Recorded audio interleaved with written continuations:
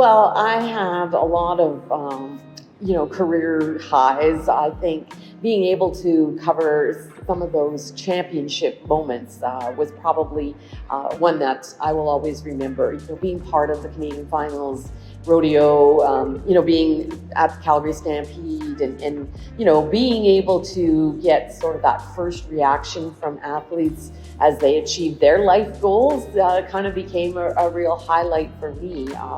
Interviewing the people that I've gotten to interview over the years, it's hard to pick just one because I got to meet a lot of really interesting people, and I guess that's what keeps me going even now is being able to interview so many interesting people and share their stories.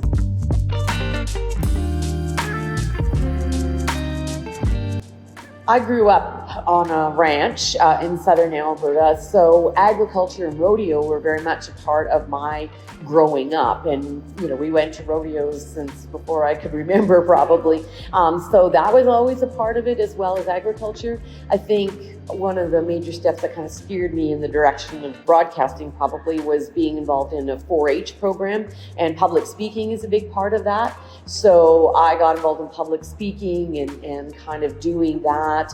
They had a TV program at the time that featured 4-H, and I got to go up and see that being made. And so that kind of inspired me to check into broadcasting. I took radio arts at Lethbridge College, and one of the things they had to help us find our careers, they had sort of a career demo day and they had interviews, and one of the interviews that they did covered this farm reporter position.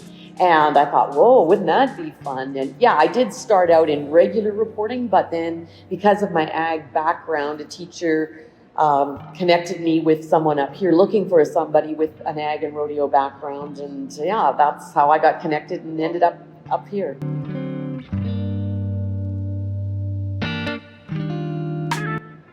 I think one of the things that I really enjoyed about making H was being able to travel all over Western Canada.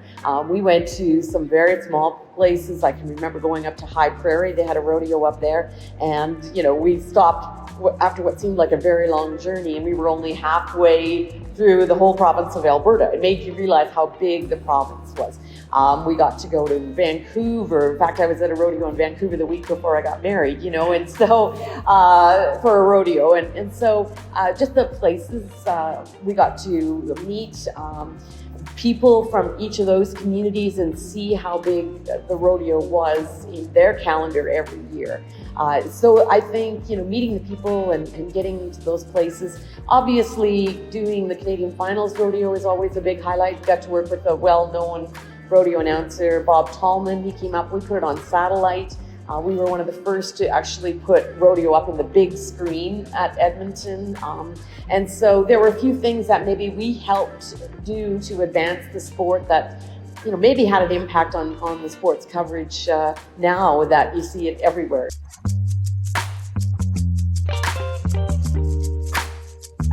I think, from a media perspective, I think that's the important thing is still to find the stories.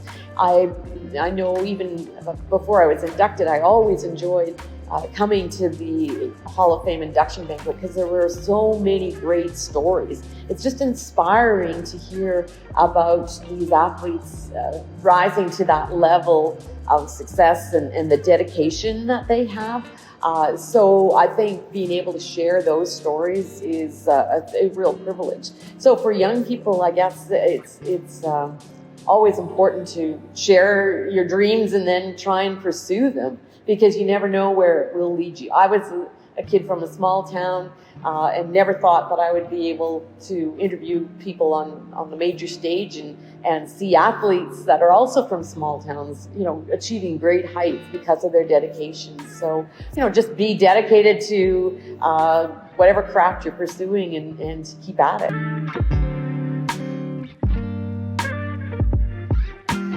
Lots of great athletes, but I think one that I always like to point to is Dwayne Danes. He's also in the Hall of Fame. And we got to watch him at his career pinnacle and see him win the Calgary Stampede. But then the accident that really changed the course of his life when he was confined to a wheelchair. But I've always, and to this day, still am inspired by watching him work. He stayed involved in the support. He is out working and inspiring behind the scenes quietly other athletes who are also, wheelchair bound, and does a lot behind the scenes and just continues to be an inspiration to people. And so I think that's one of the really neat stories that, I'm proud to call him a friend today. So that's always one that inspires me.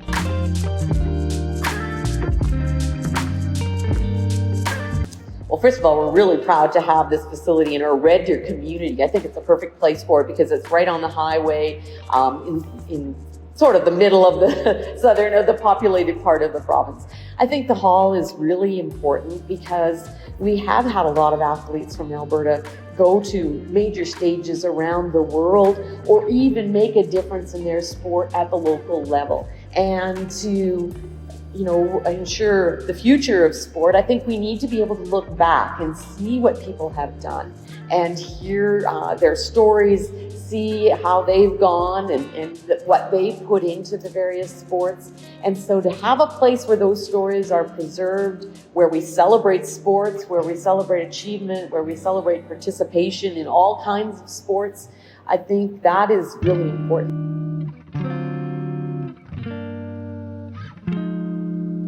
Well, it was a real surprise and a real honor to be part of the Alberta Sports Hall of Fame. Not being a prime athlete, I love to participate, but you wouldn't really call me a full athlete. But I think it's amazing that we do have this category that celebrates those who share the stories of sports. And I'm honored. When I look on that list of other winners, it's just humbling to be on the same wall with them. I see a colleague that I used to work with, Ron McLean there, and other people that I've had encounters with over the years who share the stories, people that I've learned from.